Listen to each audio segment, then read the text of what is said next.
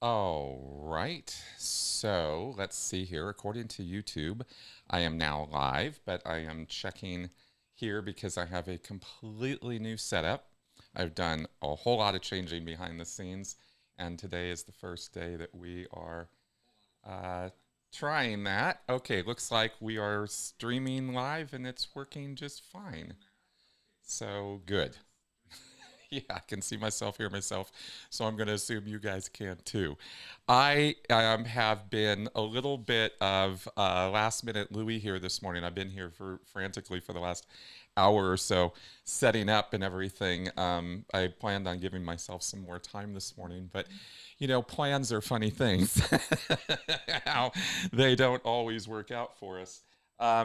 But here we are. So let's go ahead and see now if I switch over to this screen. I don't know if we are going to be getting the comments box working or not here in terms of showing it up on the screen. I know you guys will be able to comment here this morning. I can see them coming in. Yeah, baseball caps are the Hawaiian shirts of 2026. That's right. So anyway, glad you all are here, but we may not have any comments appearing up in the comments box just because it's hard for me to test it when I'm not live. And so, oh, there they go. There they go. Okay, good. Looks like they are coming up on the screen, but let's go ahead and see if we can't. There we go. Let's try that. And then let's try that. Ooh, that's a little bit small, isn't it? Let's try that. You see what I mean? Sitting here trying to make this thing be the right size and still be legible and all that. Let's see if that, now that, no. What about that? No. Okay. I know I'm doing all this live. It's a little ridiculous. Let's just post those there like that right now. And yeah, let's just do it that way. And I'll fix this thing as we go. Okay. Now, I'm going to go ahead and put the Q&A box up like we usually do. Please put your questions here so that I can differentiate your questions, but what will not happen this week is that they will not be popping up on the screen as I select them. I'm not able to do that yet. Like I said, I'm in the middle of setup, and that setup is a little more complicated than you might think when using the software I'm using to set up my systems. But now that at least we're going and some visibility is going on here and whatnot, I guess I will, let's just go ahead and go with this setup for now, and we'll just kind of do the best we can here. I'm a silly person. I wish I gave myself more time to do the things that I do. So, if you have any questions for me, go ahead and put them in the Q&A box, and I will be happy to answer them today. I will read them out as we go, since I can't get them to pop up on the screen today. Okay, let me throw that over there so at least I can see everything as it's happening.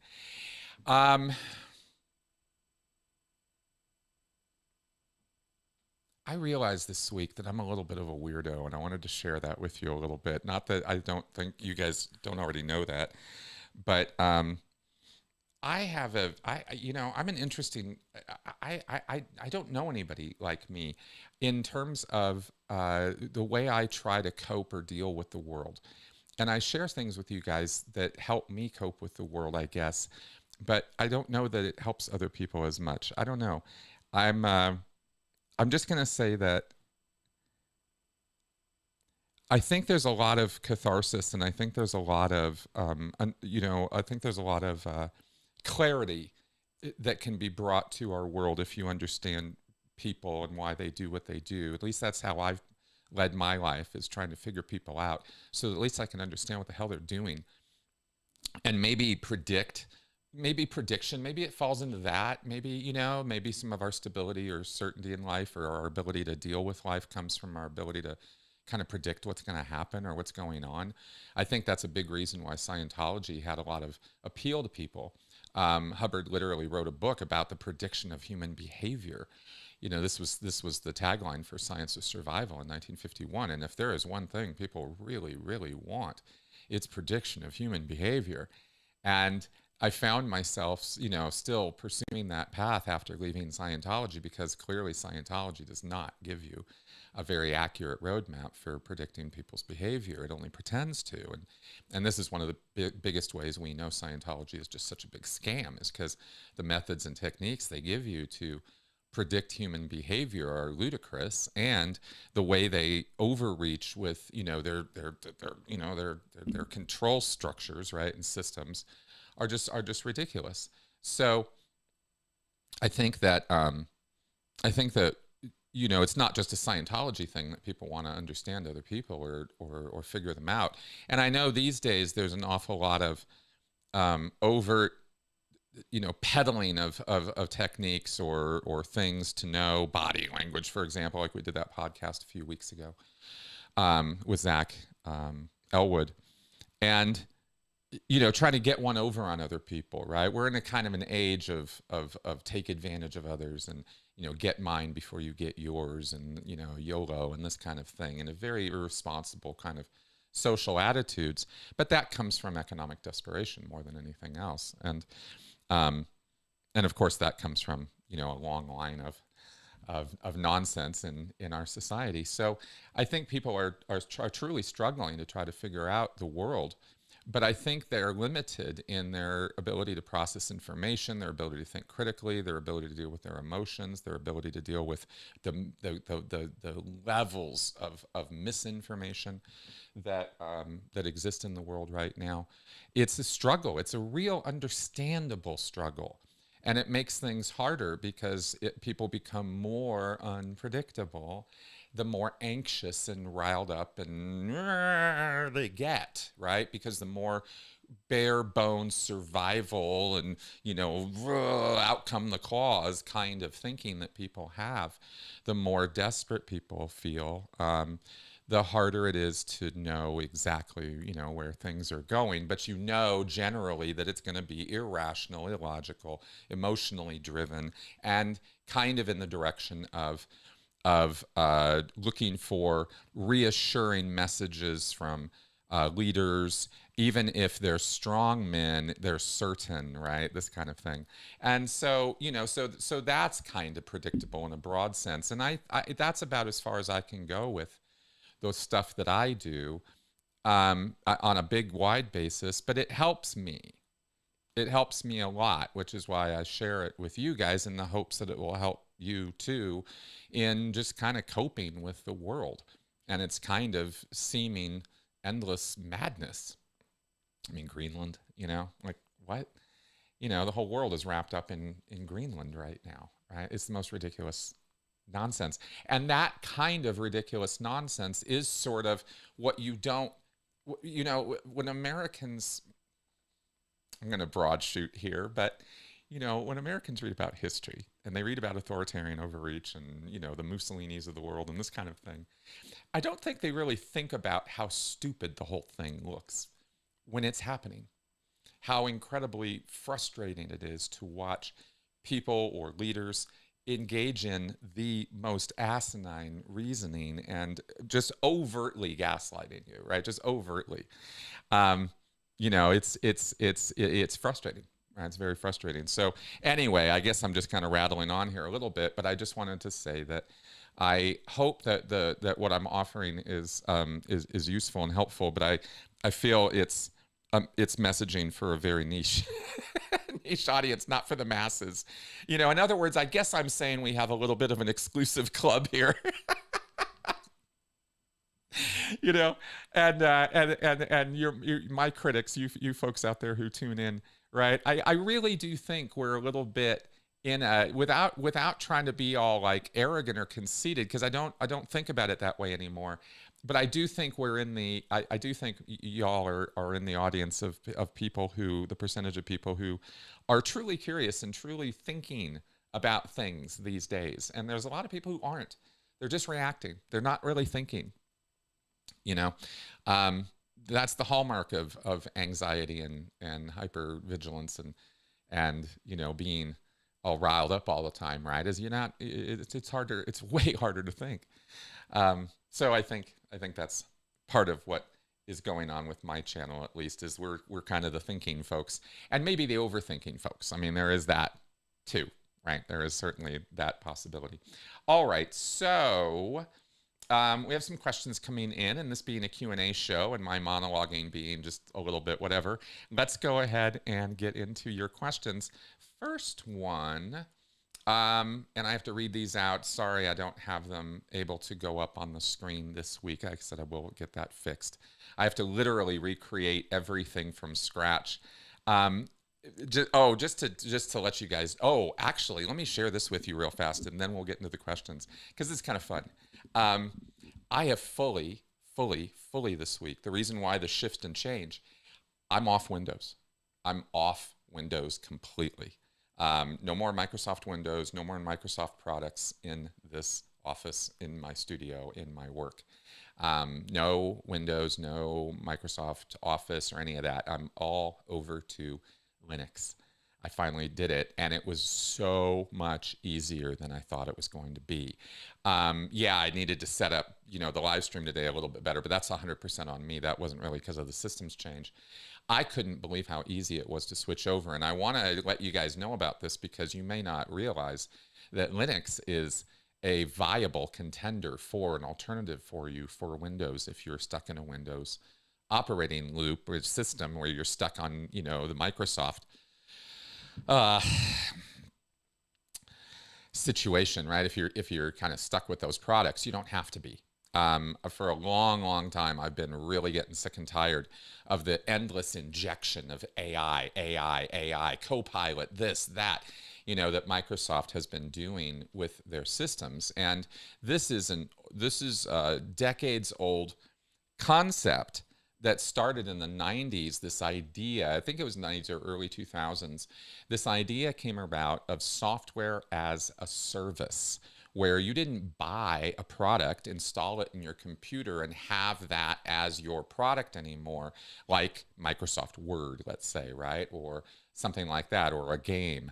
You know, now, what they've pushed toward is this subscription service thing. And we first saw this with Adobe, at least I first did, with Adobe suite of Photoshop, you know, InDesign, Premiere, etc. The whole Adobe suite. They're great. It's great software. It really does work well, and it does. And I was getting all of my initial video work done with it like gangbusters. But then they turned it over to a subscription service where Adobe demanded that you pay a monthly fee in order to use their software. And if you didn't pay that fee, they cut you off. It was all driven by, you know, internet connection. And I had to deal with that for a few months before I realized this is absolute bullshit. And I dumped Adobe, and this was many years ago. And that whole software as a service thing has just infiltrated the entire industry as far as like how products are sold to people now. They're basically leased to you, right? You don't own anything. And this is absolutely by design of the billionaires and the CEO classes who want you to not be able to own anything, right? This is absolute fiefdom, you know, serfdom. This is just the return of that kind of thinking, right? We own you. We own everything that you have. Therefore, we own you, right? You don't own anything. This is absolutely what, you know, a major contributor to the way things are right now. If you don't like the way things are, I mean, you can look to things like this as to the reasons why.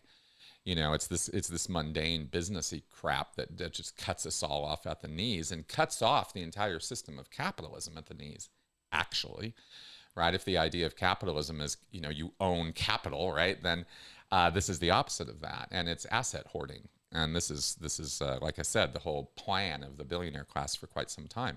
So and I know that sounds like crazy conspiracy crap to some people. I don't care. It's just, I'm talking economic realities. I'm not talking about, people in dark rooms, filled with smoke. It's a lot worse. It's a lot more opportunistic and random than that.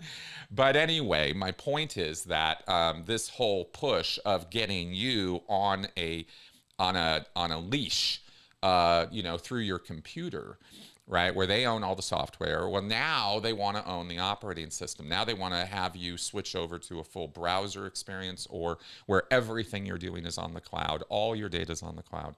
All your programs are on the cloud. So you don't have anything on your computer. Everything is just run through your browser. Sounds super convenient if you're on your phone somewhere, right? Or on your laptop somewhere. You don't have to use up all this memory and blah, blah, blah. It's not. It's a trap, right? They're screwing you over, and they're screwing you over hard. And now they're injecting so much stuff into the software and into the operating system that it becomes you're getting ads on your operating system, right? Use Edge. Don't use Chrome. Don't use Firefox. Use Edge, right? They're pushing product on you and demanding and switching up the software, switching up making the operating system so dependent on these things that it becomes very, very difficult to use the operating system like Windows if you're not going along with Microsoft's agenda and using all Microsoft products and all that. They're just constantly haranguing you. But the thing that pushed me over the edge was the AI, right? The Copilot and the demands for, injecting, this helpful AI everywhere. It's even in Gmail now. So there's my rant on all of that, but I wanted to let you guys know why the switch. And not only was switching over, I used Linux Mint, which is a great distribution of Linux, very easy to use. You download it, you throw it on a USB stick, and you install it. And you can give it a trial run if you want. Nobody's paying me to endorse Linux. It's the opposite of that. It's free. It's all free. And that's the part that really blows people away. They can't, it's like, wait a minute, what? No, there's got to be catches. The catch is that it's a little bit more difficult to use, but just a little bit now. I was absolutely blown away at how easy it was. I plugged and played all my video equipment. I didn't have to tweak any weirdness at all to get my video equipment working on Linux, right? And I've got a soundboard here. I've got an ATEM Mini. I've got, a USB extender here. I got a lot of stuff plugged in that the system just picked right up on, right? So I found it to be an incredibly easy switch, and I was very, very happy about that, because now everything here is free software pretty much, except for my DaVinci Resolve editing software, which works in Linux. And that was my biggest concern was that going to work? And it does. I've been editing videos all week. So I just wanted to plug some Linux at you. I'm not going to become like, some Linux, acolyte or something to try to, constantly push it on you guys. But I did want to let you know what was happening behind the scenes, because it was actually really great. Like there's no more weird external. I'm not worried anymore about software companies or Microsoft surveilling me via my software or my computer. I'm not being tracked. I'm not being followed. I don't have any of that crap on my computer anymore. My computer is mine again. And I'm old school. I grew up with computers in the 80s. So I'm as old school as they get when it comes to PCs. And I remember very, very well the days when you bought software, you installed it on a computer, and it was yours. And you could do whatever the hell you wanted to with it, So screw this modern crap. I'm sick of it. All right. Enough of that. Let's get to your questions now. Starting with ex-Scientology's first question here. Does Scientology still tell women that giving birth should be done drug-free and in silence? Yeah, they do. Absolutely. Silent birth, drug-free birth, no medication birth. No medication birth is less pushed in Scientology than silent birth. Silent birth is really what comes straight out of Dianetics, Modern Science Mental Health.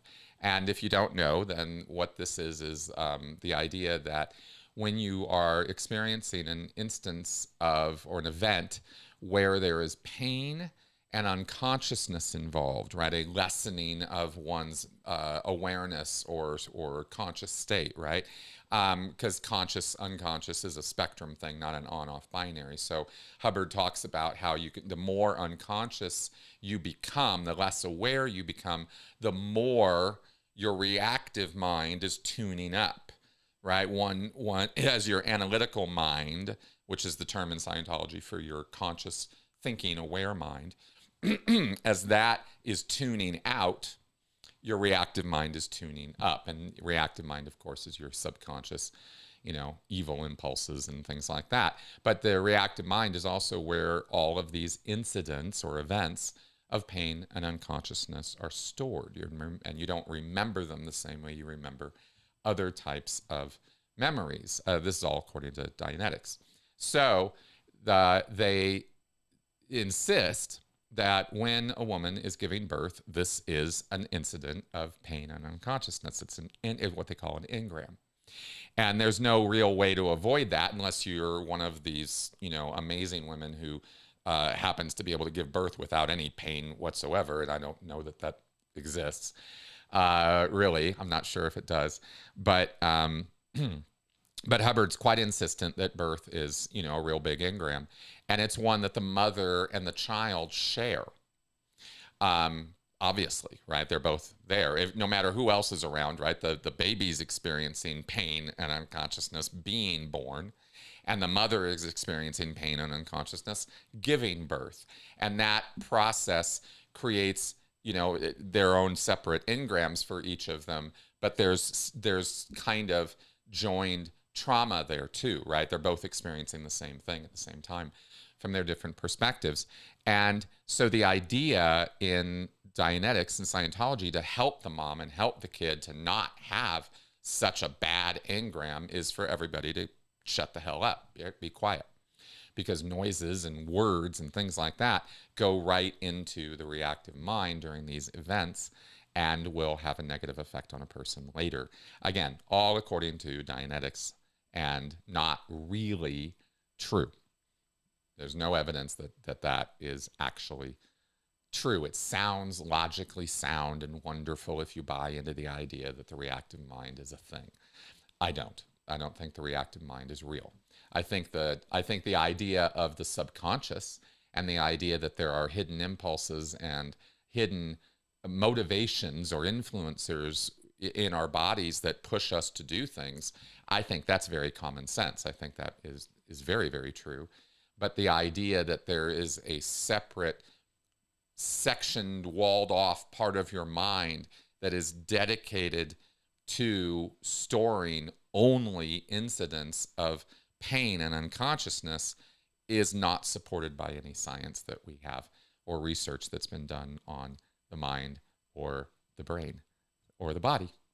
There are interesting echoes of certain Dianetics ideas that you see in trauma science or in psychology, but that doesn't mean that what Hubbard's describing as the reasons why these phenomena occur, it doesn't give any of Hubbard's explanations any validity because his explanations are illogical mostly and fall apart on inspection, right? Okay, so big rule there, but yeah, they're still pushing all that, very, very much so, yeah. Okay, OBG Foster asks, have I experimented with ChatGPT? Yeah, I have.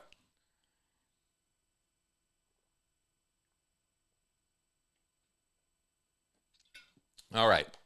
So full disclosure on my use of AI.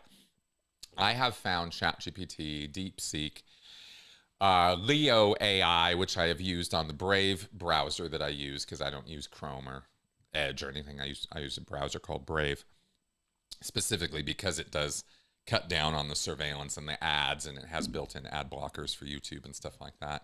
I love it. But I don't love the AI that's included in it, right? The Leo AI is, I haven't found it to be very useful at all. I have found ChatGPT and DeepSeek to be useful to me on a daily basis, actually, in terms of like I use it in a similar way to how I use Wikipedia. I use it as a source of information which I know I need to check. And I never, ever allow myself to accept uncritically or unskeptically anything that I get from AI. Now, I've used it enough in installing Linux this last few weeks to learn the hard way how inaccurate it can be when it comes to technical issues or matters. It's an LLM, right? It's a large language model. And so it is just doing basically an advanced Google search when it's answering your questions. It's not giving you thinking answers that are being processed by any kind of a calculating machine other than calculating the math of what's the next word I should present to you in this answer, that's sort of mathematically figured out based on your prompt input. It's not processing the concepts that you're giving it and returning an answer that it has reasoned out. That's not what's happening. And so you're only going to get as good as you give in the prompt and the data that's available to the AI, LLM, I should say, to give you information back. I have found that to be very useful for me as a writing assistant in checking words, checking grammar, checking certain structural issues. That has been useful to me. I have found it useful in outlining certain concepts. But I have not found it useful when it comes to anything related to numbers, math, calculation, or anything that I need technical precision with, like debugging, installing Linux. Not helpful, right? It will lead you down the garden path nowhere, right? I have gone down many blind alleys in the last week. Trying to get technical help from ChatGPT, DeepSeek, and Leo AI using different models with and without web searches and stuff like that to get things debugged, right? Or figure out how to install a piece of software or figure out how to debug some sound issue or something like that. And it was just not helpful. I got way more help and way more direct answers going to Linux forums and looking stuff up on Reddit, stuff like that. So my experience has been when it comes to technical side issues, specific exact math stuff, anything having to do with that, no, not useful at all. Language processing, translation, history, asking it questions about history has been very helpful to me in the same way that this is where I think I mostly use it when it comes to trying to get details about life in Rome, life in ancient Greece, man's evolutionary track, right? What does it basically look like? Tell me, give me a summary version of what are the stages of man's evolution, right? It's pretty good at that. It looks up a few articles, poop, boop, boop, boop, and here you go. But all of it, right, accepted skeptically, right? Okay, so this is what it's telling me. Now I'm going to go look at original sources. And I use it in a way where I can get those sources cited. So I'm using it exactly like I use Wikipedia, where I'll go to the Wikipedia general article on something, do this all the time. And then when I hit something important or I need to verify or fact check, I'll go to the references that are cited and actually read the original text. I don't use it. I think I'm using AI pretty much the exact same way. So that's been my experience with it. I've been pretty poo-poo on it because people use it for things they should absolutely positively not be using it for. And that's why you see me get pretty down on large language model processing, right? It's unviable from a business perspective, which is why the bubble is just kind of continuing to grow with AI, and it will eventually, something's going to change, right? Whether that bubble's going to burst or something else is going to happen. This does have a time limit, right? This is not a viable solvent product. The LLMs are not selling, and people are not buying them in enough volume, right? They're not renting or signing up or subscribing to ChatGPT or DeepSeek or these other ones in enough volume to justify their existence. That's a fact. That's an economic fact, and it's always been true about these models. That's why we say there's this bubble building up. But in terms of their usefulness, the actual, rubber meets the road usefulness, to me, it has the utility of a writing or research assistant. It doesn't do any of the mainline work. It doesn't come up with original ideas. It is absolutely horrible at creative efforts. It really is really bad. I've done a lot of testing around that to see, poking around on the limits of what can I get it to do, what can I ask it, and where does it go, right? And I when I'm testing like that, I test it around stuff I already know or I'm super familiar with, like Scientology stuff or cult stuff, and it just returns just like ridiculous nonsense when you ask it to do or look into certain things, like, for example, early on, I fed a bunch of Scientology stuff into Notebook LM and asked it to process some of that and give me a breakdown of how to run an ARC break in Scientology. Tell me, here I am, I've got an e-meter, how do I run an ARC break?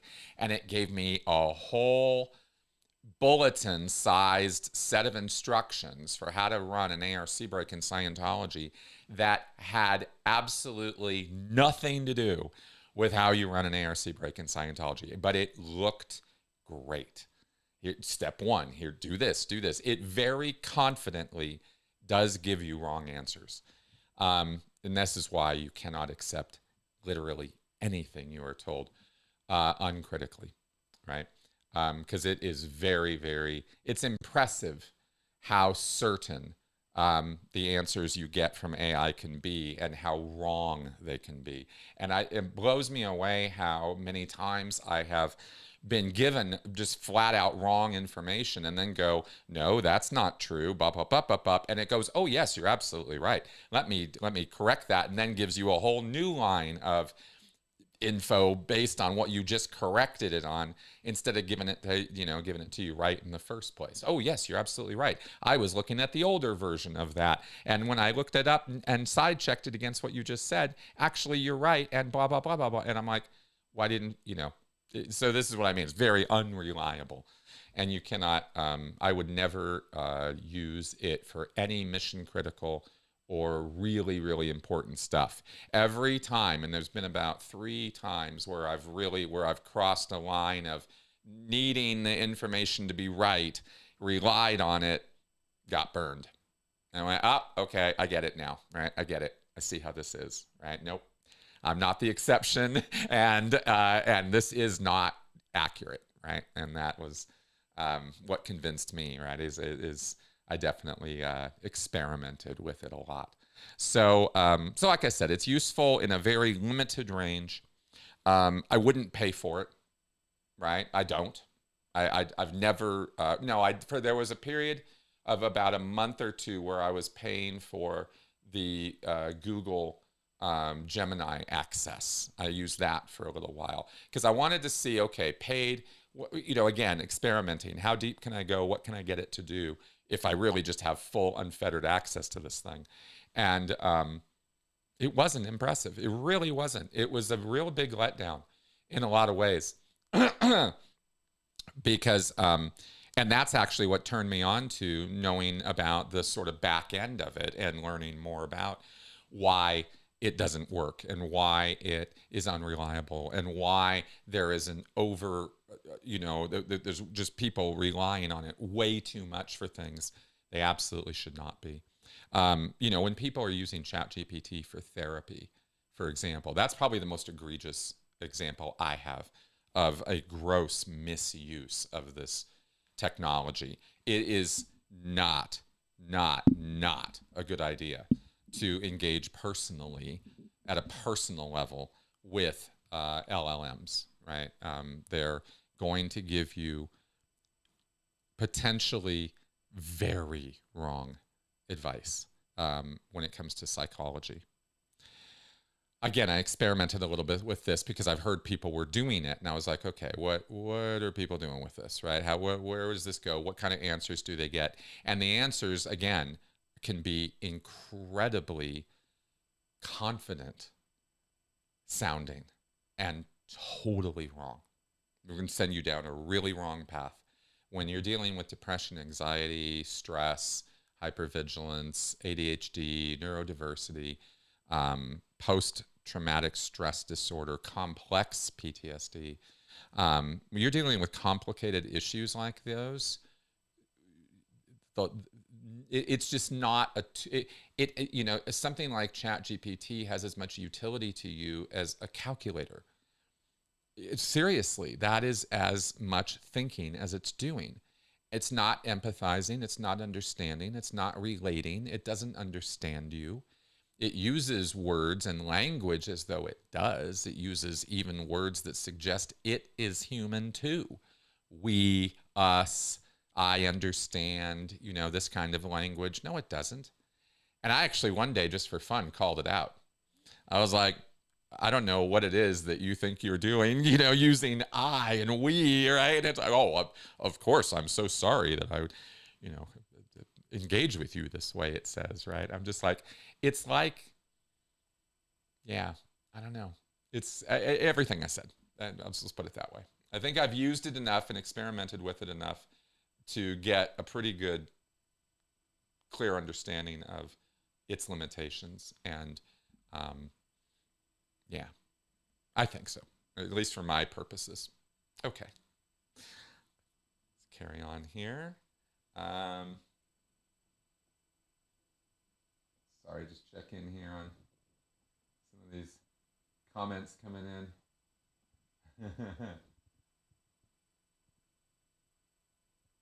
Yeah. Yeah, this, oh, and then when it comes to, yeah, spending the money, oh my God. Oh, yeah. Ooh. Okay. Next question here from George Smiley. Hey, George, are libraries out exchange? Hubbard seemed to like them in so much as he claimed to do research. Yeah, right. No. Okay. One, no, libraries are not out exchange. Even in Scientology parlance, right? No, they're not. Libraries are one of the coolest things that human beings have ever come up with. Period. You know, like full stop. Libraries are absolutely amazing. Storehouses of knowledge, right? Warehouses of information have been one of the founding, you know, just kind of bedrock institutions that allow civilization to happen at all. It's that important, right? Libraries are actually that big of a deal. Around libraries are built universities and higher institutions of higher education. The libraries came first, right?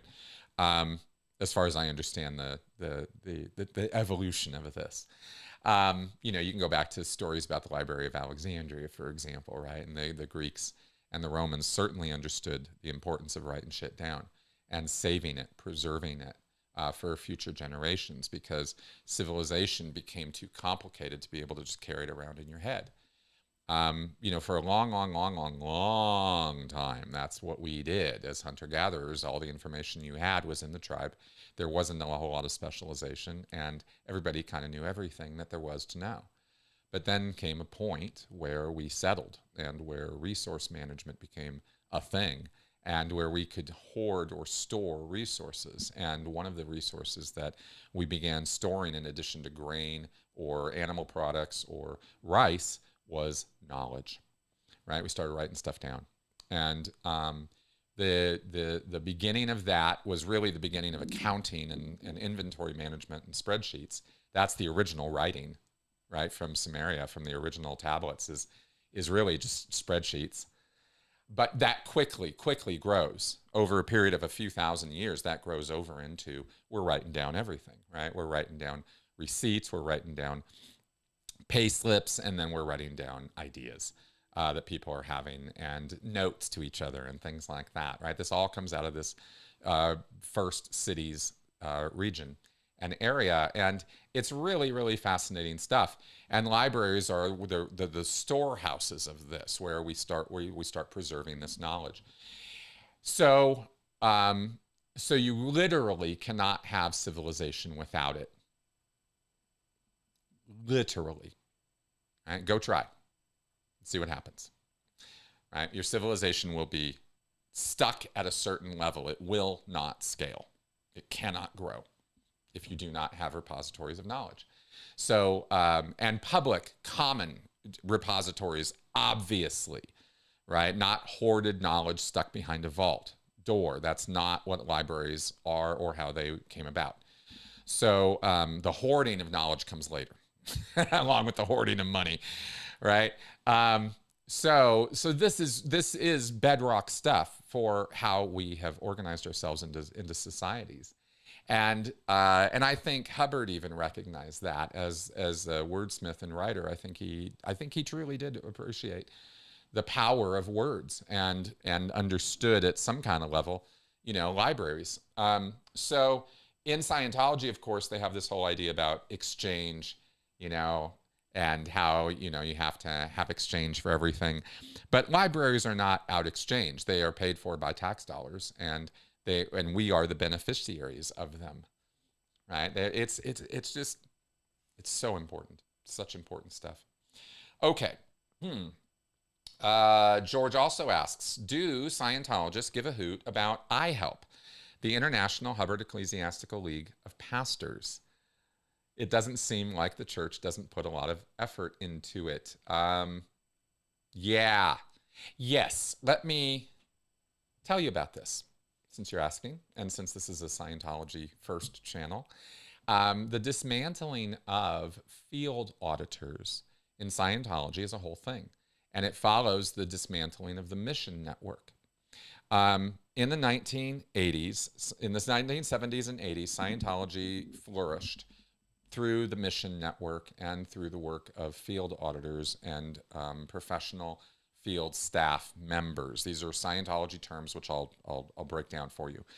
The missions were your frontline sub-organizations or units that worked to bring new people in, sell a lot of books, introduce people to Dianetics and Scientology, and get them over to the orgs to move on up to OT. That was the structure on which this whole thing was built, and it worked like gangbusters when people who were running the missions in the 70s and early 80s knew what they were doing. Hubbard and Miscavige dismantled a lot of that in the early 1980s with the mission network, tornado, turmoil, the nuclear explosions. I mean, it was bad, right? They just came in and just gutted the whole thing. They did it in a very short-sighted need for money and in a short-sighted exertion of power, right? It was Hubbard flexing his muscles and telling these mission holders and the mission people, y'all, this is my stuff, and you're making my money, and I want it, right? And he was just being a greedy, delusional bastard, right? And Miscavige was his strong man to enforce his will. So the mission network breaks down in the early 80s, and it never really recovered. Along with that, there was a practice of field auditing where an individual Scientologist could get trained up as an auditor at an org, obviously, and go out and operate as a sole practitioner. They could just advertise, I do Scientology auditing on people, counseling. Come pay me for services and I will audit you in my home or set up an office and audit you there. And sometimes there were groups of field auditors who would form a field practice. There were a few of those, and they were flourishing in California and other areas for a little while. And these were, sort of a semi-organized groups. They were not formal, like chartered missions. And they certainly weren't, fully formed organizations or churches of Scientology. These are just field auditors. So the field auditors, though, were really, really a thing that were organized under the umbrella of IHELP, the International Hubbard Ecclesiastical League of Pastors, because field auditors could also be referred to as pastors, because Scientology is a religion. So that is kind of how that was organized. And, this will work. This will work. Okay, great. So,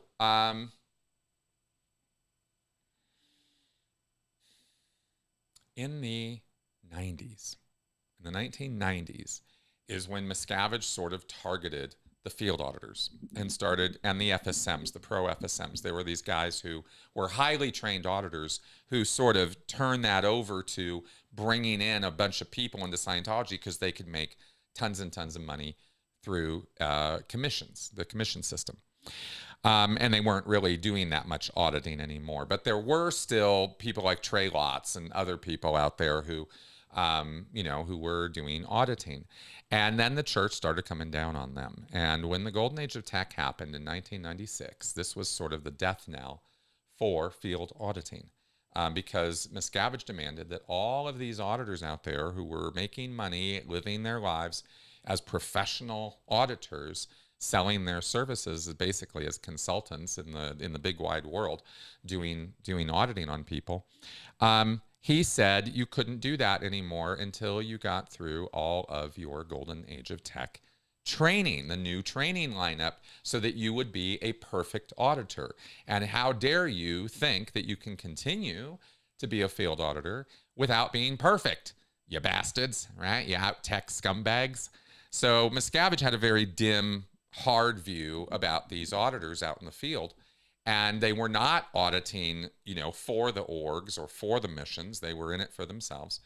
And Miscavige's view on that was not that they shouldn't exist, but that they shouldn't exist until they complied with his orders to do all this training. And the problem was that the training took forever, years to get through. People who were field auditors needed to be auditing in order to make a living. They were charging by the hour. And if the church now says your license to use Dianetics and Scientology is being revoked until you get through your training, well, suddenly they don't have the right to do their job anymore. And that's exactly what happened. And IHELP was the enforcer of this from 1996 onward. And in West US, there was one woman who worked as the CO, the commanding officer of the IHELP office. And her job was to organize and brief and sort of run these auditors, not tell them what to do in terms of how they audit, not tell them what to do in terms of who they audit, but just generally administrate and see to, that they're doing it right, that they're following all the rules, and that they are, like, for example, you can't charge more as a field auditor than your local org. If you're a field auditor here in Denver, and the org here in Denver charges $3,200 for a 12.5-hour intensive of auditing, you can't charge $4,000 for that same intensive. You can only charge $3,200. So you're not in competition with the org. In terms of money making, you can't make more than the local org, right? You can charge less, but not more. Okay. So this was the sort of thing that IHELP was monitoring. But then Miscavige issues these orders, and so IHELP tells these auditors, well, nope, got to get through your training. And they go down to their local org. Let's say, Joe Smith here in Denver goes down to the Denver org to do his Golden Age of Tech training in 1996, 97, 98, 99, 2000 time period, and he cannot get through the training. It's just taking forever. Everybody got hung up on either the TR's course or, more often, the metering course. Miscavige had put together a metering course that demanded that you be a perfect meter operator, and you have to go through these drills, and you have to go through them like once or twice. I think it was 2 times through, and you just have to be perfect at all of these e-meter drills. And you have auditors who have been auditing for 20 years using an e-meter, certainly knew their way around how to use an e-meter according to Scientology, And here comes Miscavige saying, no, you don't. And you got it wrong all this time. And you've been squirreling as auditors and screwing up. And this was his view about this, is you guys have been a bunch of out-tech scumbags. And until you do the lineup as the way I put it down, you guys aren't worth anything, right? You're just a bunch of scumbags. This was the attitude, right? And so they got the hammer, right? They got the Golden Age tech hammer. Boink, right on the head, right? Bang, bang. Miscavige's silver hammer came down upon their heads, right? I never used that analogy before. Okay, so there were no more field auditors after that. Pretty much. That's pretty much how it went down, right? It took years and years for these guys to get through this training. And of course, a lot of them are class 6, class 8 level auditors when they were field auditing. These were top trained, highly trained Scientologists. And Miscavige says, yeah, all that training out the window until you do the new stuff. And as some of you might remember, he still hasn't morphed or transformed the class 6 St. Hill Special Briefing course into a Golden Age of Tech version of it. So he just got rid of it rather than continue to deliver the class 6 St. Hill Special Briefing course, which is this tour de force, years long auditor training class. He just canceled it. So a lot of these auditors had to do their lower level auditing again. They couldn't just go right to the class 6 and do that, or do some Golden Age of Tech update for that. They had to do the updates for the lower level stuff, and it kept changing. So even if they got through the metering course, the requirements for getting through the other stuff were confusing. Did they have to do another internship again after they did the updates on the training? There were these I don't want to get into too much of the minutia of this. It's really boring, but it just didn't work out. Right? And this is exactly the kind of planning and rollout of Miscavige's planning and organizing of Scientology that leads me to tell you guys over and over again what an incompetent booby is. Right? How just absolutely unthinkably stupid Miscavige is when it comes to rolling out his tech or his changes. He has been an absolutely ruthless dictator when it came to that. And he had no problem telling Scientologists who had been doing Scientology longer than he had been alive. Miscavige was born in 1960. Right? When he came around and took over Scientology, there were active Scientologists on staff, field auditors, Sea Org members who had been around, in Scientology, not in the Sea Org, but in Scientology, longer than Miscavige had been alive, right? And he comes along and, might is right, basically. I'm the one who's in charge. I'm the one who knows better than all of you, right? And Miscavige couldn't even get through a class 4 internship without slapping his PC. Literally slapped him in a session. That's Miscavige's skill as an auditor, right? He has no patience or concepts of how to keep his TRs in or how to do something for somebody. Miscavige has no idea how to do that. So he basically holds in contempt anybody else who can, right? He's not an auditor and he doesn't think like an auditor. And it's really interesting, actually, in a way, because, say what you will about Scientology, and I have certainly said a lot about it. People who become auditors, especially people who really knuckle down and become the high-level, highly trained auditors, are motivated to do so by an honest desire to help people. I will say that is true 99% of the time when it comes to auditors in Scientology. They're using methods and techniques that are overtly destructive to people's, mental health. But they don't know that, and their intent is to help.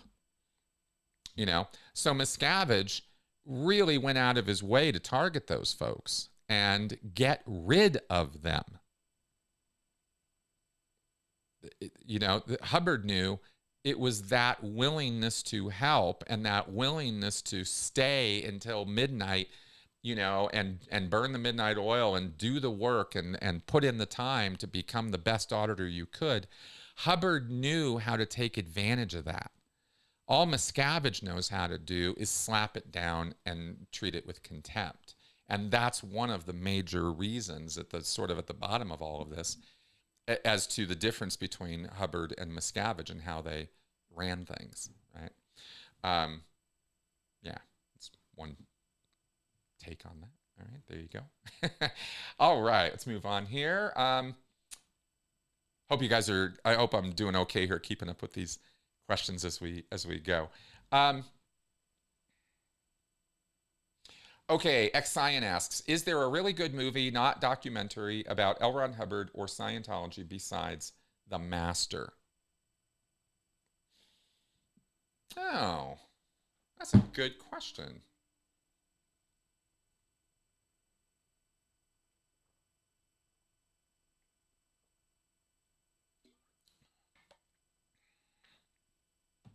Thinking about cult movies, of course.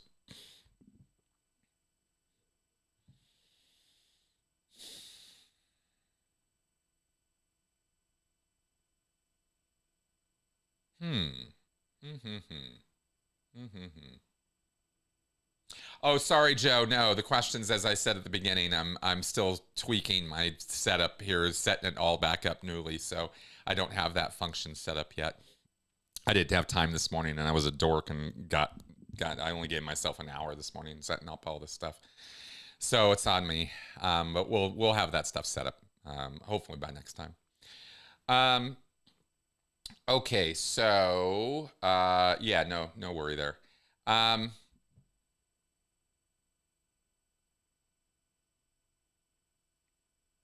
Think about Renfield. A Nicolas Cage, Nicholas Hoult movie. Nosferatu, there's a good one. Another Nicholas Hoult movie.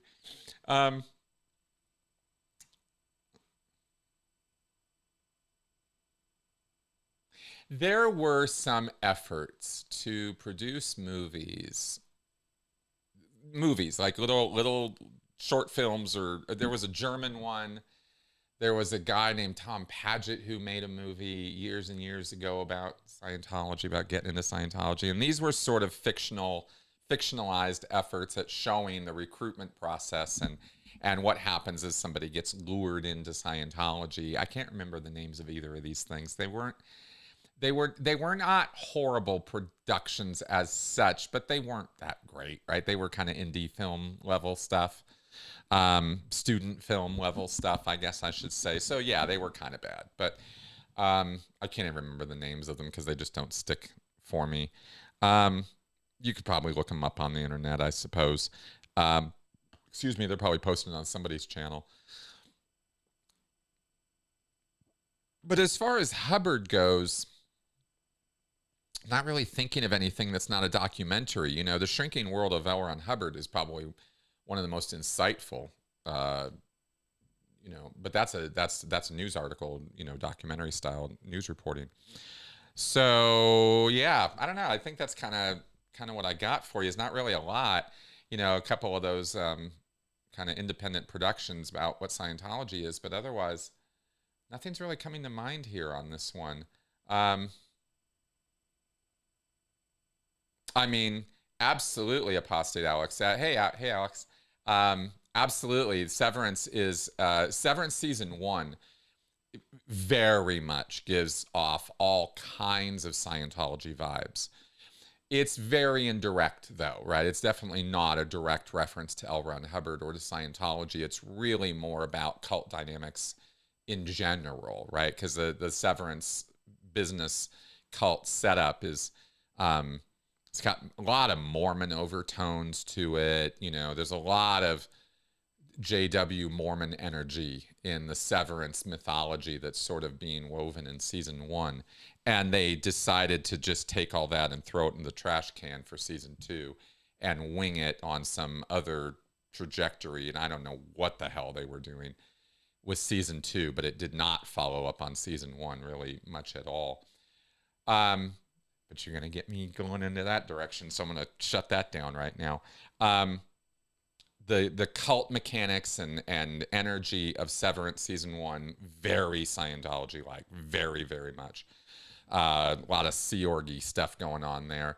And of course, a lot of people relate to Severance season 1 on the business side, right? How they're treated at work and how similar it is to, you know, how these employees are being treated with these lame ass rewards and constant, you know, executive oversight and micromanagement and, you know, petty dictators and, you know, just the control dynamics of these little groups and how people are vying for status in the little hierarchy, you know, trying to get the little power that they can get from their positions and assure their own safety and security in an environment that is clearly hostile to them and wants only, you know, production at any cost.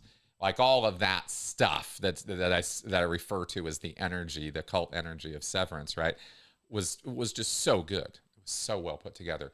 But it really, there wasn't anything in it that made it anything specific towards Scientology. Yeah. Yeah. That's what I got for you on that one, I guess. There should be. You know, I'm going to say this. I'm a little surprised that Paul Thomas Anderson's the only guy who's gone down this path for real. Because there's a lot of different ways to tell this story or talk about the codependency of the master-follower relationship. There's so many ways to explore that at a high level. There are so many talented writers out there and producers of film who could put something amazing together on that if they really wanted to. You know, Scorsese has spent his entire film career working out his Catholic guilt, right? And it's in all of his goddamn movies, right? Is shades of that. Some, you know, especially his early work, you know, more than others. But we see that kind of thing being done by, you know, master film crafters, right? Scorsese is the best when it comes to, you know, putting a film together. And yet he's working out all kinds of religious crap, you know, in his work. I would love to see somebody at that level, at that high level, you know, working out some cult stuff on screen, you know. That'd be cool. Not just use it as a device. You know, that was one of the things I didn't really like about that movie Midsommar. Midsommar, is that how you say that? You know, it just didn't, I don't know, it didn't come off well for me. But at least the bits that I saw, I do have to sit down and watch that whole thing beginning to end. But I just don't see the L. Ron Hubbard dynamic well done in much entertainment. You know, they always have some goofy, twisty stuff that simplifies it, dumbs it down, makes people look like idiots. You know what I mean? There's always this sort of they're so stupid kind of attitude underlying what's going on when cults are being talked about or shown in entertainment. You know, I see a lot more of that, at least I'll say, than I see serious consideration given like PTA did with the master to what drives this? How does this actually work, you know? And even PTA's version was flawed to the degree that Freddie, the main character, who fell under, you know, God's spell, he's so fucked up at the beginning that it's hard to relate to him, right? It's easy to look at that character's arc in the master and go, yeah, but he was fucked up the whole time, so that doesn't have anything to do with me. That's not me. I'm not that, right? That guy's a fucking borderline insane. He should be in a straitjacket, right? That's not me. So people didn't really connect with it in the way that they could have, as well as PTA did with that movie and what he was trying to do. He didn't make it an everyman movie. And so I wish somebody would do that in a real way, you know? I'll tell you something that is really, really good that I just thought of. What was it? It was The Shrink Next Door. Will Ferrell and come on.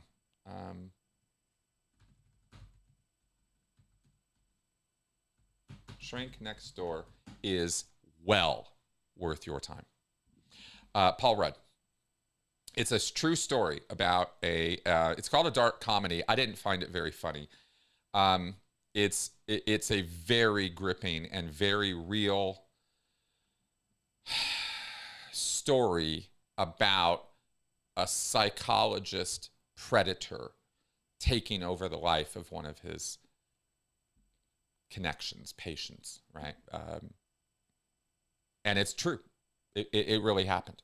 And the psych really did lose his, did get into trouble, but not enough trouble, actually.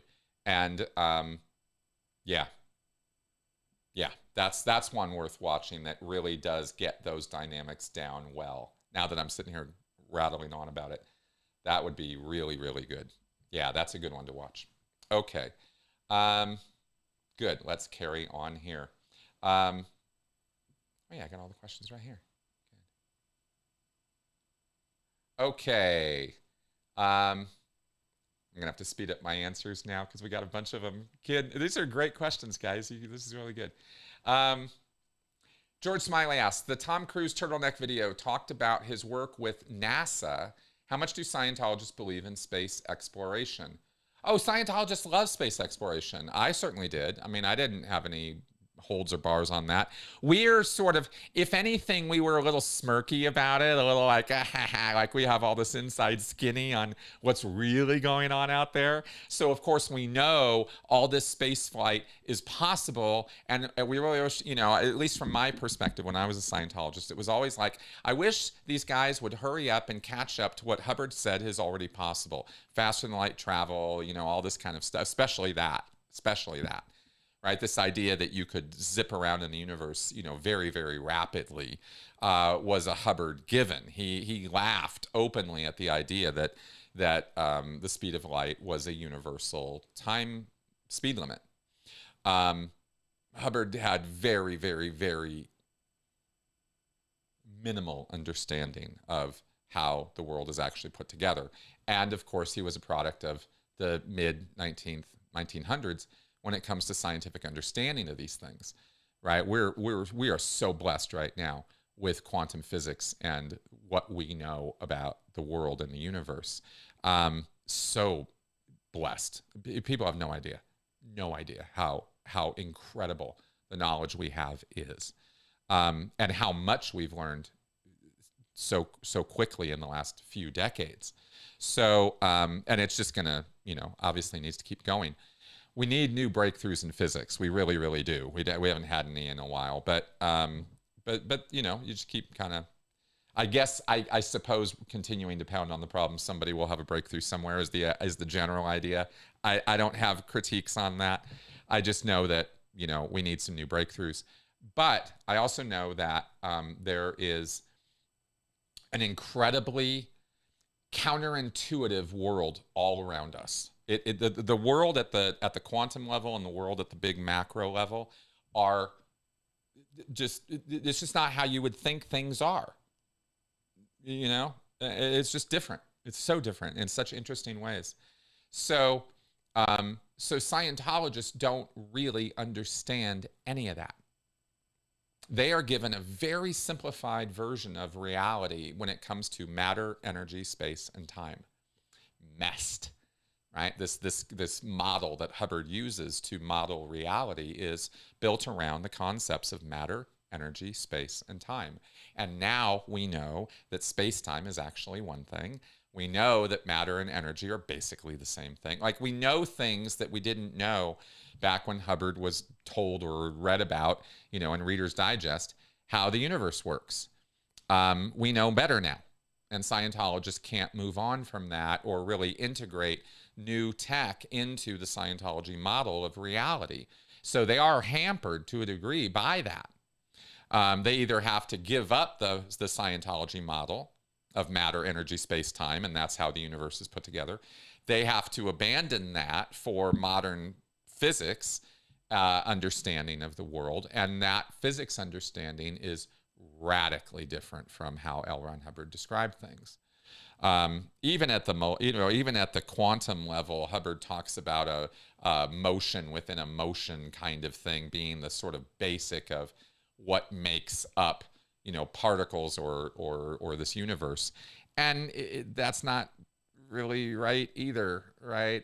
Quantum physics actually reveals a whole different world of probabilities and possibilities, and that's a whole wild way of looking at things at a very, very small level, which reflects, I keep talking about this because it reflects on the big level and how we make space flight happen, is because we understand shit like this. So the current efforts to go to the moon, to go to Titan, or one of the moons of Jupiter, or Saturn, or go to Europa, which is one of the moons of Jupiter. These are two places where life might actually exist. Not life like us, but microbial life or cellular life or underwater life. We don't know. We have no idea, right? But we have possibilities, and so we're sending probes and stuff out there right now. That's happening. Very, very exciting. I am very excited by those things because I'm keen to see what they're going to find on Europa and Titan. Meanwhile, moon development happens, all in the direction of figuring out how, if we can, get the moon under control, then we can maybe then figure out Mars. But the problems of spaceflight are huge, huge, and right now unsolvable. At the bottom, at the bottom of the picture of us getting into a spaceship and going to Mars or going to Jupiter or going to Saturn with these bodies and colonizing these places, no, that's not happening right now. We have problems to solve that are very, very basic problems that our bodies fall apart in space and stuff like that. Not going to go on a big tear. That's not what you asked about. Sorry about that. But I just, when it comes to Scientologists, see, I guess one of the reasons I do go there is because for so many years as a Scientologist, I simply assumed that space travel and space exploration and all of that was just going to happen exactly the way L. Ron Hubbard said it would happen.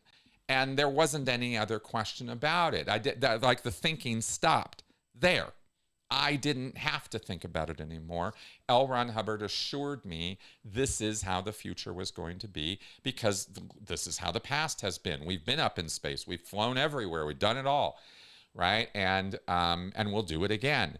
So it was really just kind of me feeling a little impatient with society, like, let's go, guys. Come on, catch up. Let's make this happen. And now I understand it from a completely different perspective. Having done some research and diving into this, that's why I go on at a mad rate about it, is because I'm trying to, I guess, say, how wrong the Scientologists actually have it when it comes to this. They are buried in delusional ideas about the makeup of reality itself and how all this works, right? They're buried in delusions about this because they rely on Hubbard, and Hubbard is an idiot on this stuff. Just total lunatically stupid. He just like this thing, there were two things Hubbard said that I've cited a few times over the years that really to me are sort of like, I throw them out so I think you'll see right away like how dumb he was. One of them is the speed of light thing. He said it over and over and over again. Hubbard doubled down on this many times. The other thing that he said that I throw out to sort of show just how scientifically illiterate this man was the carbon dating. His critique of carbon dating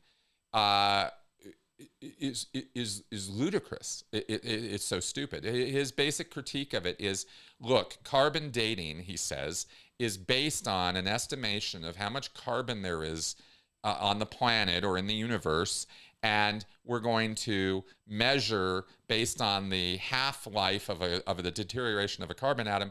We're going to determine how old this organic material is that we dug up in the ground, right? This is the basis of carbon dating, as Hubbard puts it. And he says, but the way they got it wrong is they misestimated how much carbon there was in the first place, and so they're all wrong. And every date that carbon dating that man has done is way, way, way off. And Hubbard asserts that this universe and this planet are much older than Earth science predicts by orders of magnitude. Like where we think it's billions, Hubbard is like, no, it's trillions. It's hundreds of billions. It's these unthinkably large numbers.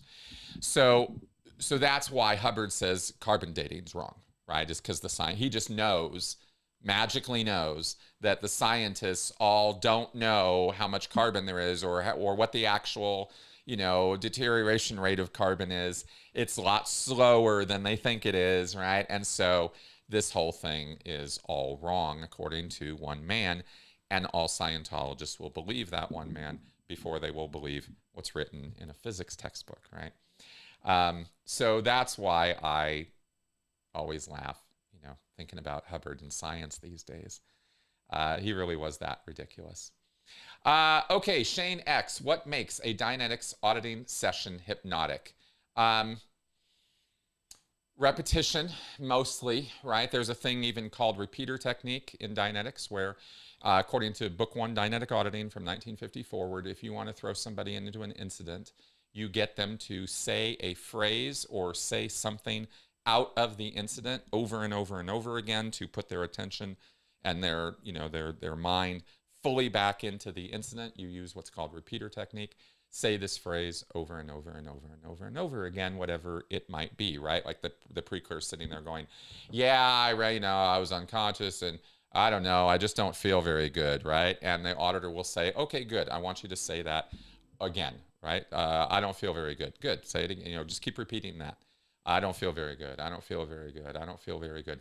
And you're repeating this over and over and over again as a technique, which is putting you into, or could put you into, a trancy kind of state. There isn't anything inherently wrong or evil about being put into a trance state. The problem in Dianetics auditing is that you are told that it is the exact opposite of that. And you are told very, very clearly, with like a lot of surety, that this is not hypnotism. You are not being put in a trance state. You are aware of what's going on the whole time, when in fact you're not, right? You're being put into states of lessened awareness and consciousness. And that's part of the Dianetic process. It's purposefully designed to do that. Straight up, Book 1, Dianetics Auditing, even has a countdown process and watches for eyelid flutter. Right? You close your eyes and then there's a little bit of a flutter when you enter into a semi-trance state, which is what the Dianetics auditor, or in hypnotism, a hypnotic operator, would want to see and expect to see, that you're in a relaxed, state where we can do our hypnosis. That's one part of why Dianetics auditing could be hypnotic. There is a great deal of suggestion entered into Dianetics and Scientology auditing, which also acts as pre- and post-hypnotic suggestion or command. You are told certain things are going to happen to you in an auditing session, and therefore you create an expectancy that these things have to happen. They're supposed to happen, so I need to make them happen. The pre-clear will subconsciously believe this to be true just through the indoctrination process of doing Dianetics auditing. So you're told that you're going to return to an incident in your past. You're going to relive this incident. And through the process of repetitively going over and over the specifics of the incident, reliving it in present, right? Even though you're sitting here right now, we're going to react the incident, but you're going to replay it, relive it in your head. And by going through this process over and over and over again, you're not only, furthering a trance situation, you're also driving a person into even semi-consciousness because of the phenomena that turns on when they start reliving these incidents. This is not social studies, science, psychological research into this shows that this form of therapy, this reliving sort of thing, only works with people to relieve stress or trauma or anxiety in a very, very narrow, tiny percentage of cases. I think it was 3%, if I remember the number right. I'd have to look it up. There have been more than one study done on this, of course. So it's not a universally workable method of relieving anxiety, stress, or trauma to throw somebody back into a traumatic episode and have them relive it now. But Hubbard insists that it is universally workable 100% of the time. So you take a basic therapeutic technique that is only going to work on, let's say 3 or 4 out of 100 people, and then you purposefully throw some hypnotist methodology into it, which Hubbard did, because the initial basis of all of this was Hubbard sitting down with somebody and hypnotizing them and making them remember stuff. And maybe they're remembering it accurately, by the way, and maybe they aren't. There's that whole thing too, right? Of potentially imaginary memories being validated as true and reinforcing those memories by going over and over and over it again. So you're kind of, in a way, hypnotizing yourself to believe something happened that never happened. This is important, right, for your general health and mental health and well-being, that you have as accurate a memory track as you can about what happened to you. But if somebody comes along and morphs that and turns some episode into something it wasn't, you could walk away from that having all kinds of wrong ideas and wrongly placed responsibilities and guilt and all kinds of stuff as a result of, reinforcing memories of things that never even happened. That's a kind of hypnotism itself, right? Of these delusional or made up memories. Not strictly speaking hypnotism, but you know what I mean, right? You're messing with somebody's head in a destructive way and telling them you're helping them. You're not helping them, right? You're actually making their life more difficult, and you're not relieving their stress or trauma. You're only reinforcing it or making it worse. So those are some critiques I have, Shane, for Dianetics and hypnotism. Okay, X-Scion, what concerns you more? Cults like Scientology, Christo-fascism, or our current government, or? Okay, very, very quickly, I will just say this. I don't want to get into politics. People always hate it when I do, and I end up, losing people. So I'm just going to say that what concerns me more is Christo-fascism. It's a growing movement in America. It's very, very dangerous. And I am now in a position where I, am in fear of our government. The United States government is something that scares the shit out of me. And if you're paying attention, then it probably should scare you too. What's happening is not good. Okay, Vernon asks, what will happen if Trump takes Greenland? The continuation of democratic decline, the continuation of a lack of trust of the United States and the world, the lack of, we speed up the speed with which globalization is disintegrating, and people are pulling in their flippers back into new allyships, new relationships, and a general worldwide distrust. Right now, it is a very rapidly growing distrust of the United States because we are unpredictable and we're being led by somebody who has clearly got the mentality of a 4-year-old. So other countries in the world cannot afford to trust us. They cannot place any faith or trust in our country's ability to be a reliable ally. We are the opposite of that now, and it's happened lightning fast. But it's happened. And so now other countries are just trying to extricate themselves from relationships with us. And it's a new world order, as they say. Okay. X-Scion asks, if you had no money and were living on the streets, could you go into a Scientology building and would they give you food and shelter? No, you couldn't. They would kick your ass out right away. Unless you had a personal relationship with a staff member or ran into a staff member who was unusually caring and concerned about people. Scientology churches are not set up to be charitable institutions or to give charity or help to people who are homeless or need real assistance. Other than doing some canned food drives and some clothing drives during the, the Christmas season, Scientology churches are generally not even very community oriented.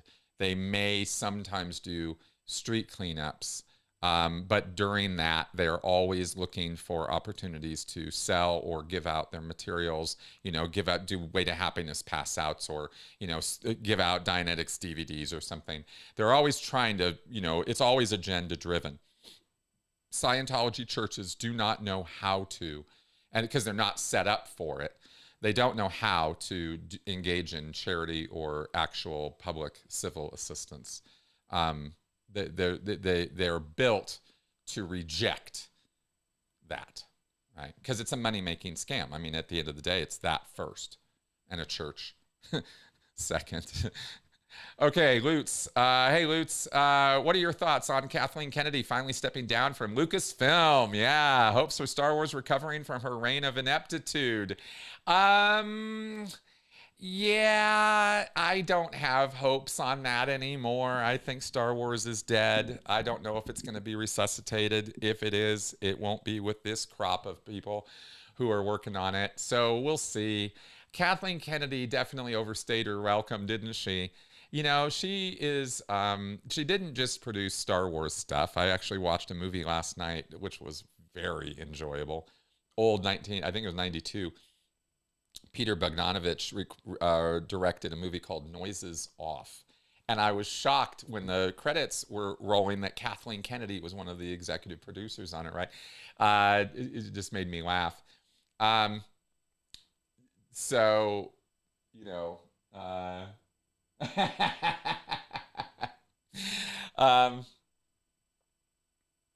I should do that, shouldn't I? Yeah, I got to get my book back out here. Okay, anyway, yeah, I'm glad to see her go. I'm curious who they'll put in charge, who's going to be the Star Wars runner now at Disney. But I'm really only curious. I'm not waiting with bated breath or anything, because why would I, right? There hasn't been a good Star Wars product in many, many years. Andor, of course, being the key exception there, right? But that was really just an example of somebody, the Andor showrunner, I forgot his name, using Star Wars as a vehicle to tell a story about authoritarian overreach and dictatorial, takeover. And of course, we know that, in the Star Wars story, that all gets taken care of by Luke and friends, right? So anyway, yeah, I'm pretty happy about that. But I don't really have hopes for any kind of Star Wars recovery. I don't even know what it would take anymore. It's beyond simple solutions. They've fucked it up so hard, so many times. They violated trust in the fan base and accused the fan base of things over and over again, sexism, racism, this, that, right, the other thing, that it's just another cultural war point now. So, maybe it's a sign of the times more so than it is a sign of creative despair or ineptitude, right? That Star Wars is sort of tanked the way that it has, in the same way sort of Marvel has, right? There is oversaturation from Disney, no question about it. No question about it. They mishandled the properties that they bought out from Marvel and Disney, etc., or Lucasfilms. But I don't know where it's going, but I don't see any easy path to Star Wars recovery. And I'll be the first in line if some creative genius out there can come up with and get approved and produced some kind of resuscitating property. But it's not going to be done by going back to the beginning. It's not going to be done by, doing some legacy memory. Let's bring back all the original fandom because they'll love this. I think they blew those chances. They got to come up with something original and new in a universe that was not that complicated to start with. And the current trend for the last 20 years has been to deconstruct, take apart, go into every detail of every path of every little thing you can do to take it apart, right? To build on these IPs rather than come up with something new and original and different. They keep taking apart the old instead, right? And it's just a creatively bankrupt approach as far as I'm concerned. So we'll see where they go. Okay, Xian. Who does, okay, you guys are going to keep plowing me with this, so I guess I'll just have to answer as best I can. Who does Trump aspire to be like the most? Vladimir Putin, Xi Jinping, or Kim Jong-un? Will our world will end up being divided up among a few dictators who rule as authoritarians? No, it will not. It will not. Let's pull back a little bit, okay? I know your question is probably tongue-in-cheek, Xian. Because that's not how fast this is all going to happen. We need to, it's going to take a while, right? For the things that are happening to happen. People keep talking about some kind of a collapse or, revolt or civil war or something. That just please stop saying those things. Please stop thinking that any of that's happening. This is a slow grind with fiery spectacle offered to you daily of noise that isn't the big picture stuff. The noise is noise, and you're going to get a lot of it. You think you got a lot now, you're going to get a lot more. The world is going to get noisier, but all that noise is not going to reflect the real problems that are causing that noise. That's what I've been trying to point out all these years, is that the noise isn't the problem. The noise is noise. And we've got more noise now through social media, through inept news media than ever before, right? That's what post-truth populism specializes in. That's what it's all about, is creating a world of frantic energy that is, what do they say, right? Sound and fury, right? That whole thing, that whole phrase. Yeah, I want to, actually, that's a, sorry, I'm just waxing poetic here and I get to do that.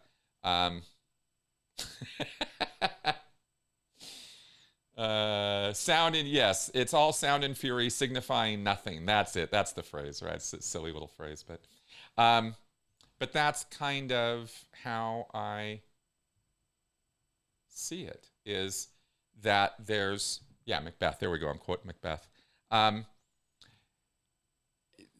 Okay. The thing to know about democratic decline is it's a bureaucratic process of sort of acidic disintegration, not a switch that flips one day. Right? It's a slow degradation process. And we're going to experience it through gradually tightening and social restrictions, economic restrictions, and a gradual reduction in freedoms and rights. They will be tested and pushed and tested and pushed over and over and over again until they go away, right? Until they are eroded. But this is a gradual. It's an acidic process, not a sledgehammer process, right? If I'm using horrible phrasing here, but that's how this works. So don't look for, suddenly the state of Montana is seceding from the Union or something, right? Or California is breaking away. That's way down the line, if that's where we're going at all. It's impossible to know exactly where we're going because there's just too many goddamn factors at play. But we do know from history how this stuff works, and generally speaking, it works slowly, much more slowly than you think. And if you get caught up in, the reason I've been talking so much about hypervigilance and bringing the levels down for yourself is not because I'm trying to encourage you to live in denialism or ignore what's going on in the world, but because I'm trying to encourage you to have your game face on and put your best foot forward by having your thinking cap, operational, right? Which means you can't be in fight or flight. You can't be constantly hypervigilant. You can't be constantly freaking out about what's going on in the world. This is where I think, my efforts to try to bring some understanding to it you know, what I'm trying to help you with. So yeah, Heather Cox Richardson is actually somebody to listen to. She's pretty cool. So to get back to your question, Exine, directly, see, Trump doesn't aspire to be Putin, Xi, or Kim Jong-un. You say aspire to be like the most. He doesn't want to be like them. He wants their admiration. He wants them to like him. He wants them to, you know, kind of supply him with what he needs in the world as he navigates it. But something to understand about Trump, that I'm going to keep saying this, I guess, is how simple he is. How his thought processes are not complicated or agenda-driven the way yours or mine are. So he doesn't sit around thinking about Putin, Xi, or Kim Jong-un as role models. Trump doesn't have role models. He doesn't think about people in the world that way. Trump's role model is Trump. Everything in the universe revolves around him, right? He barely has theory of mind. He barely understands that other minds exist. And when he does understand that or demonstrate an understanding of that, he doesn't care. It doesn't matter to him what other people want or that other people exist or have needs or desires. The only reason that other people matter to him is because they are potential suppliers of the energy or needs that he has. That's it. That's as far as his thinking goes. Greenland is all about the size of Greenland on a map. It's big. I mean, I'll refer again to Vlad Vexler on this because he offers some quite insightful, you know, look at Trump's psychology, right? And the simplicity of it. People are making huge mistakes by projecting their own rationality and logic onto Trump. He doesn't have that. He doesn't think that way. It's really hard to get our wits around the idea that somebody could get to that office who has no ability to care about or understand other people or their needs. Right? But that is who's there. It doesn't enter his airspace. And if I could just get that much across, right? It's just not even there in his head. That, you know, once you get that, then, you know, questions like this are interesting questions if Trump were a more interesting, engaging, intellectual person. But he's not. He's a simpleton with a childlike understanding of the world and an incredible, unthinkably strong urge to make the world conform to what he wants. And nothing else matters. Nothing else matters. Nothing else matters. The survival of this entire planet is insignificant compared to what Trump wants every single moment of the day that he exists. And he goes from one place to another, one situation to another, thinking only about what is this going to do for me? What am I getting from this? What's happening right now that people are feeding my narcissistic supply? And that's it. That's the extent of the thinking. So it's hard to get our wits around that because it's so different from how other people think, but that's how it is. Okay, Dandy Warhol, do you think Star Wars will be... Okay, yes, yes, as addressed. Joe DeCeppo, have you heard of Gerjieff, Russian-Armenian mystic scammer, 1866 to 1949? That name sounds somewhat familiar to me. Between the eras of Blavatsky and Hubbard, so I wondered if there was any correlations or influence. Good point. I'd have to look into it. I have only heard the name, Joe. Let me.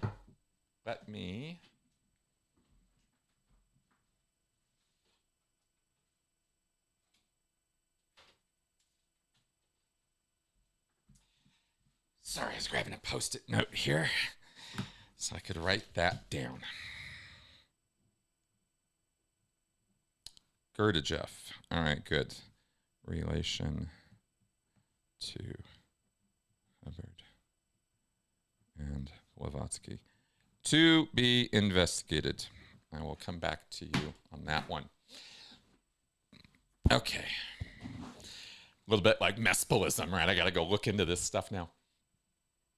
Okay, thanks for the question, Joe. I will follow up on that. And if you want to, it would be even more awesome if you could email that to me at askchrisshelton@gmail.com. I know you've already put it here. It's not on you to do that. I did make a Post-it note. But if you wanted to give any more information to me about this or what you know about it, it might help me in directing my own looking into it. I'd love to know, in other words, what you know.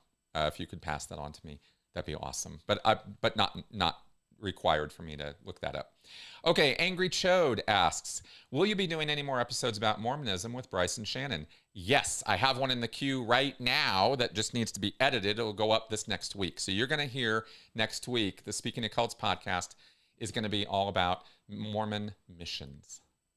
Yeah, we go into some detail about that. Recorded it probably about a month or so ago, and I just had a blast doing that. So you will be seeing that soon. I do like Burger King, yes. What do you think about New Age stuff like crystals and chakra alignment?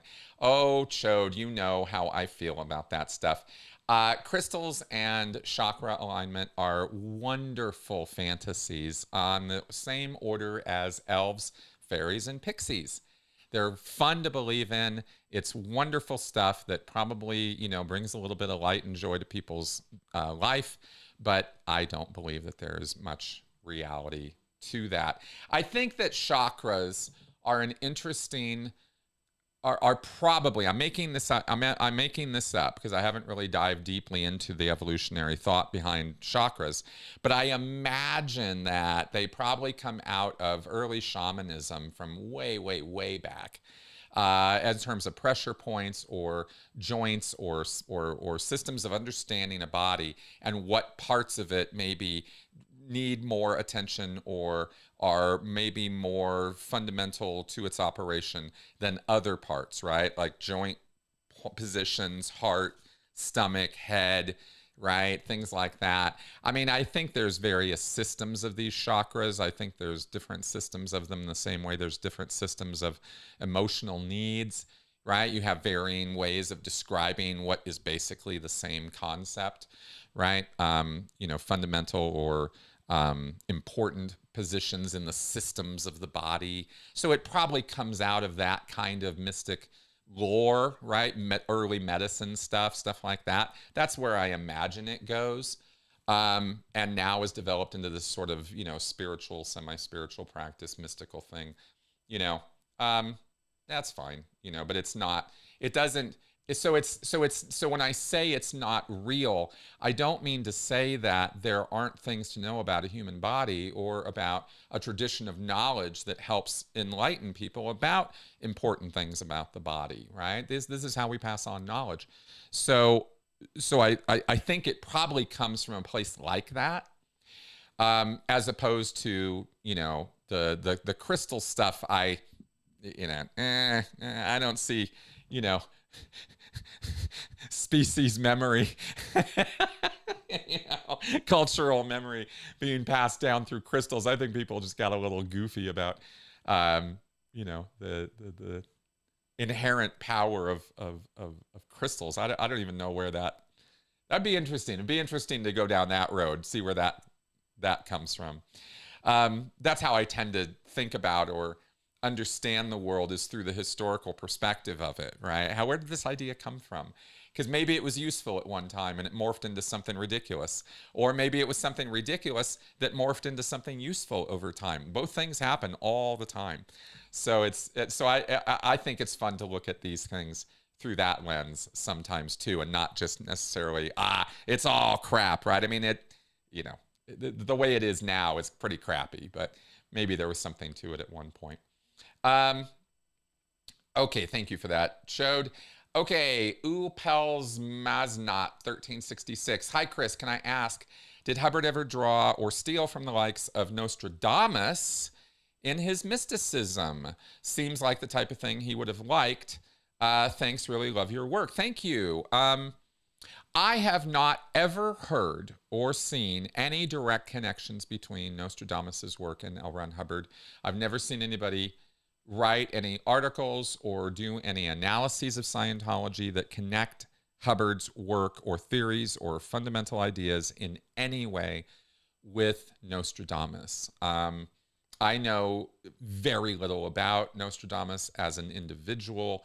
I know he did a lot of writing of a lot of predictions of stuff.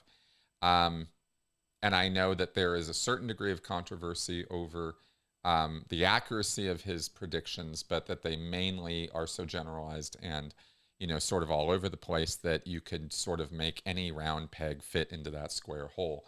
So that's, yeah, it's kind of all I can say about that. I wish I could say more.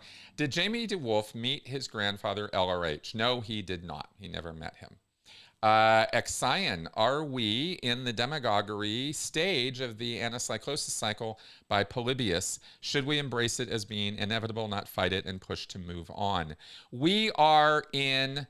Okay, I have definitely talked to you guys about anacyclosis and the cycle of civilizations and the rise and fall of how that works, and the repeating, you know, pattern of that through history. I would caution against too literal of an interpretation of that cycle. In modern times, the world has become far more complicated than Polybius analyzed it with the Roman Republic and what would keep the Republic going. Polybius was wrong in terms of you know, how the Roman system would survive and continue through its checks and balances system of the Senate and the proto sort of democracy things and the balance of powers. They thought, right? Polybius thought in his analysis that this would ensure the continued survival of the Roman Republic, and it didn't really work out that way, right? Once Caesar came around with his legions. So as far as embracing the inevitability of it, yes. In terms of embracing the inevitability of cycles of history, that civilizations rise and fall, that things always change, that entropy is inevitable. That is what we would embrace as inevitable, right? That things do fall apart. There is no such thing as maintaining any of our systems for eternity. There are no systems people build that we operate in so far historically that are impervious to internal and external degradation. In other words, every system we build always has the kernels of its own destruction built into it. And the reason for that is because we're human beings and we are infinitely fallible and we are very short-sighted thinkers. And we will act for, you know, there's the common good and the theory of the commons, right, being, as I understand it, that, you know, for that short-sighted immediate gain, we will tear apart our long-term structures and institutions. And it's the conflict and the tension of that, right, of people who can be long-term thinkers and create institutions that have, you know, some survivability, right? We build these institutions, but then people are constantly testing and pushing them, right, for whatever reasons. Good, bad, right, wrong, good intentions, bad intentions, whatever, right? People are people. So that cycle we need to embrace as inevitable. That's a model of the world I believe is an accurate reflection of reality. I think this idea that, you know, people have that this person or this faith or this institution or this idea or this ideal will always be true. We can always anchor to it. We can always build on it. Not in a way that creates permanency, right? We do not build permanent structures that last forever. Even the pyramids will eventually be gone. So, yeah. And what we push for, at least in terms of how I think about things right now, is yeah, there's an inevitability to the decline of certain social and government structures and economic systems in our world these days. So let's work together to maybe slow some of that down, to act more rationally, more sanely, more compassionately with each other. That's how you slow this shit down, right? And that would be my suggestion on that. Okay, OBG Foster. Have you seen the new Star Trek series, Starfleet Academy? No, I have not. I watched a couple reviews of it and trailers for it, and I was stunned into such levels of horrific disbelief that I could not contemplate actually watching that show. It ain't my Star Trek, man. I don't know what to say. It's just whatever the hell they're doing with Star Trek these days. You can like it. I'm not down on people who want to go like it, but I think it's a very, very tiny audience of people who do. And I think they're just getting worse and worse and worse. It's almost satirically bad at this point, right? It's sort of its own joke.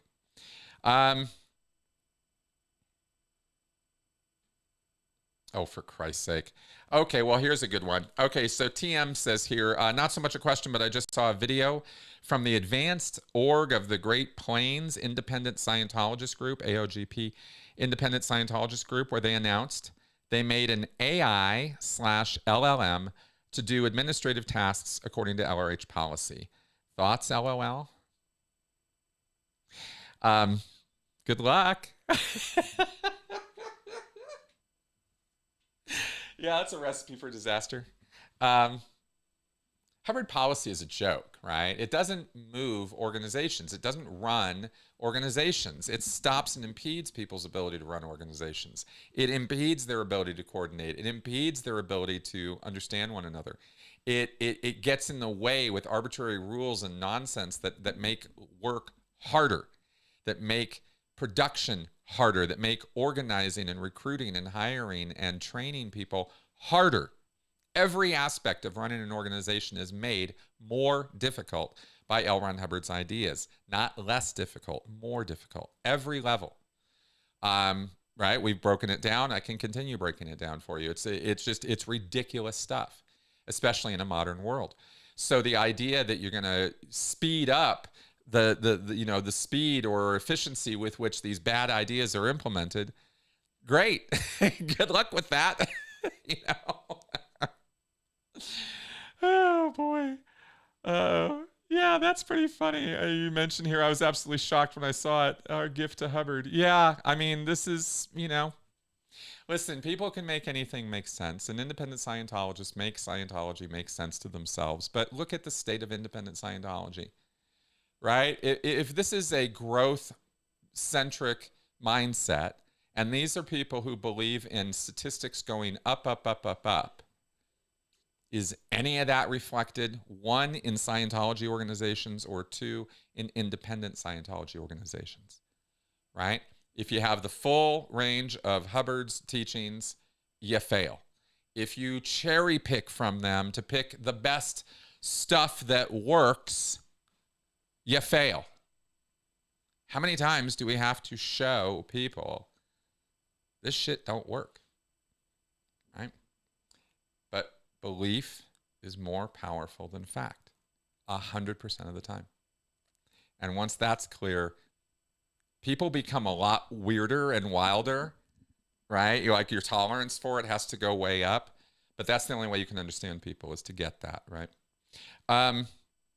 Oh, Vernon asks, okay, have you thought about getting another cat again? Last week, somebody asked us asked me if I was going to be looking at getting a dog again, and we are moving in the direction of a dog, but we're now in the looking stage. We've started looking again at the shelters and pet adoption sites and stuff like that, and it will be a dog, not a cat. I'm too allergic to cats to reliably fall back on that. Seven was an unusual cat that I was not as allergic to as many other cats. I just react to their dander. So yeah, so it'll be a dog. Hey, you got another dog, OBG Foster. All right, good luck with that. Truly. I am lonely during the day, working here at home by myself all day, and that's what's gotten me thinking about bringing a dog into the house again. It's just still, it's hard. Mel and I are still so torn up about Benson not being around. They are great. Okay, last few questions. I've been pushing to get to the end of all the questions you guys ask because I hate leaving you all hanging, and I think we're going to pull it off here. So, Joe DeSeppo, how would you explain the life experience of having ADHD to someone like me who doesn't have it? Oh, okay. There is a wonderful resource online on Reddit, of all places. This is one of the best subreddits I know of. And it's the ADHD memes subreddit. Because every day I go there and see the most amazing things as to what it's like, right? I'm sitting here looking at some of them right now.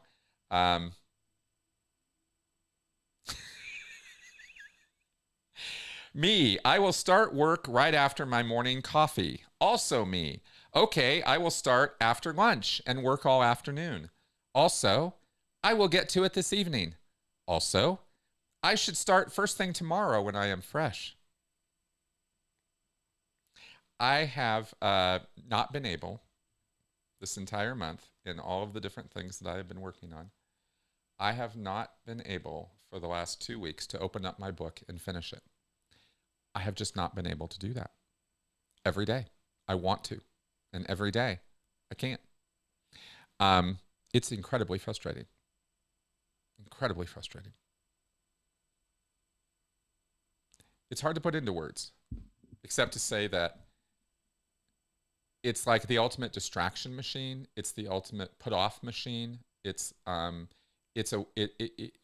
changes day to day. You don't know day to day what your brain is going to be like in terms of whether it's going to cooperate with you or whether it's going to fight you.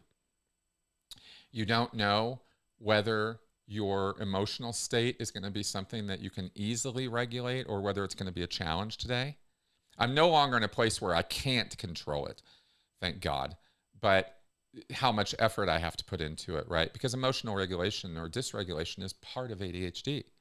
Rejection sensitivity is part of ADHD. So when you have these things going on, you're not the master of your domain every day. You wake up and sometimes your moods or your ideas or your ability to think things through, your ability to hold attention, your ability to regulate your body to do the things you want to do or feel you need to do, it's just not there. And I don't mean that it's laziness. It's incredibly frustrating.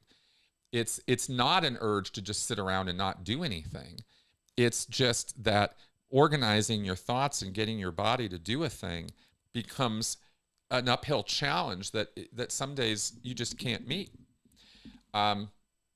Very frustrating. And then you can spiral on it, which I'm, again, learning to not do, right? Okay, well, I can't get this done today, but I can do this, so I'll go do that, right? And that's how I, reset up my computers or reorganize my office or fix this or fix that or get the clips done or, I can do work all day, but I can't necessarily do exactly the work I want to be doing every day. And that is really, really hard to explain to somebody who doesn't have that condition because y'all think it's laziness or some kind of weird attention thing. And if we just bootstrap and, breathe deeply and really think really hard and concentrate really hard, then you can succeed at sitting at your desk, wasting an hour, concentrating really hard and still getting dick fucking all done. It's that frustrating sometimes, right? At least for me it is. This is my experience of it. I don't claim to be a universal spokesperson for ADHD, but when you ask me about it, this is what happens to me. It's not a matter of choices. That's, I think, the thing that's hard to get your head around, but it's there. It's true. It's not about your choices you're making. You're not deciding, okay, today I'm not going to work on my book. It's not like that at all, right? It's a wall. and you can't, you just can't do it. You're like, I'll sit there and, okay, I'm going to open the file. So in a way, it's a little hard to explain too, because it's such a conflict between thought and body, right? Okay. It's the best way I can put it today with the time I have. Last one, and we'll wrap up here. If Sea Orgers use ChatGPT to write reports, make the line go up and get time off? There's not a lot of reports written in Scientology, and if they tried to use ChatGPT to do it, I think it would be pretty obvious pretty fast. Scientology doesn't really operate on reports internally that way so much. I guess you could write, I mean, they operate on knowledge reports and stuff. I think about production reports. I could never use ChatGPT to do an eval, for example, an evaluation, right, using the data series. So it wouldn't really help or be very workable that way. Yeah, it would be funny and interesting to watch Scientology try. Incom has tried for years, for decades, to program the data series and logic into computers to get them to do the work for Scientology, because Hubbard said that's possible. And not really. It's not really possible. Okay. All right, guys. We're at 2 o'clock. I'm going to go ahead and wrap up now, because I want to have you guys check out the Aftermath channel if they're doing stuff today, and I don't want to get in their way. So we will go ahead and wrap up now. Thank you very much for coming around and watching me blather on here for 2 hours. I really appreciate your viewership and your support and your questions. And we did not have a big, massive downturn when I talked about some political stuff today. So maybe that's encouraging. Maybe I can talk about that a little bit more. I'm trying not to be a broken record on that stuff. I know I say the same. I feel like I say the same things a lot, but I feel like I'm trying to repeat the important parts rather than contribute more to more noise, drama, trauma, nonsense. Right? That's what that's what I'm trying to do here. So, thanks for coming around and watching. I'll see you guys next week. And we'll have a better tuned show next week. All right. Bye-bye.